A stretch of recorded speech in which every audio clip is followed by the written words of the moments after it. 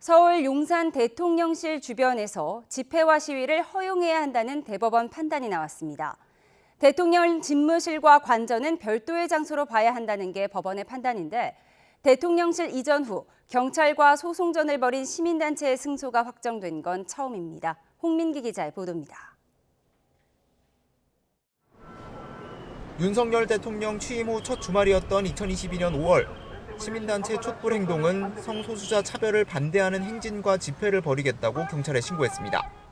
그러나 경찰은 이들이 신고한 서울 삼각지역 등이 집회 금지 구역에 해당한다며 집회를 허가하지 않았습니다.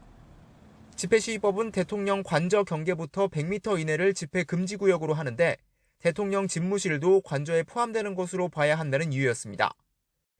대통령 관저와 집무실이 같은 울타리 안에 있던 청와대 시절과 달리 윤 대통령 취임 이후 관저와 집무실이 분리되면서 집회 금지 구역을 정하는 데에 새로운 갈등이 생긴 겁니다. 시민단체는 경찰을 상대로 집회 금지 처분을 취소해달라는 소송을 냈고 법원이 일단 처분 효력을 멈추면서 대통령실 앞 1호 집회가 열렸습니다. 우리의 행진이 세상을 바꾼다. 차별금지법 제정하라.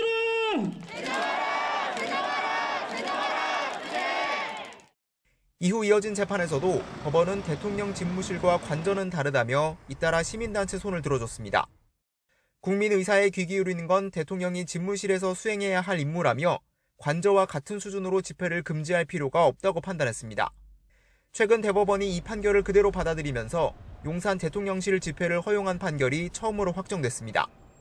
이 확정 판결을 근거로 당시 집회 금지 처분을 받았던 민주노총 등 다른 단체 간의 비슷한 소송에서도 같은 결과가 나올 것으로 보입니다.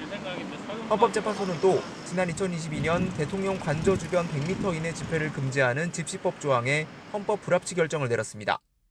표현의 자유 보장을 위해 집회 금지 범위를 필요 이상으로 광범위하게 정해서는 안 된다는 건데 무분별한 집회 신고 등 사회적 혼란을 막기 위해 일정 기간 법 효력을 유지하기로 했습니다. 헌재가 정한 시한은 다음 달 말까지지만 40여일 남은 21대 국회에서 개정안이 통과될지 불투명해 입법 공백 우려도 제기됩니다. YTN 홍민기입니다.